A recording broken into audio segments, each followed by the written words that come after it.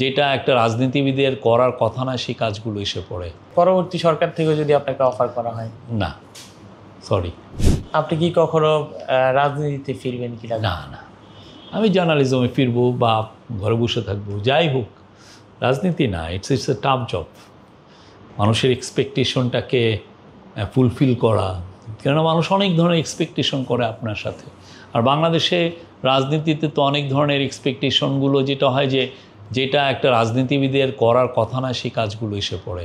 আপনার কাছে আপনার এলাকার লোকরা আসবে চাকরি চাবে, আপনার কাছে এইসবগুলো যে উনি প্রমোশন চাবে, আপনার কাছে অনেকে চাবে যে আপনি তার হয়ে একটা ব্যাংকের লোন এনে দেন, তাকে আপনি সাপোর্ট করেন, এবং আপনার যে লোকটা আপনার পার্টির লোক তার ক্রাইমকেও আপনার সাপোর্ট করতে হয়, এমন অবস্থা হয়। এই জায়গা সরি, আমার এই কাজটা না। আমি আমার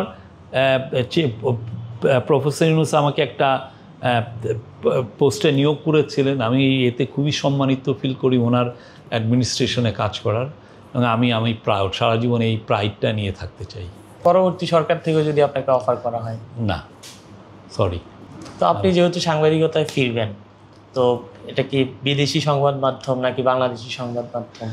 আগের সংবাদ মাধ্যমে কি ফিরে যাবেন? আগের সংবাদ মাধ্যম ফেরার যায় না, ফেরার তো স্কোপ নেয়। আমি তো এখানে রিজাইন দিয়ে এসেছি, দেখি কে নেয়।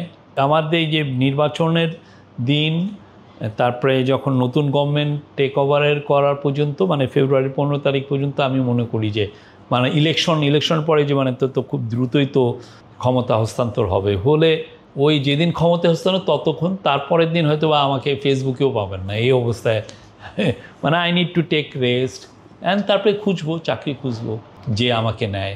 আমি তো অ্যাটলিস্ট চেষ্টা করব যে একটা ভালো পজিশনে কোথাও যেতে।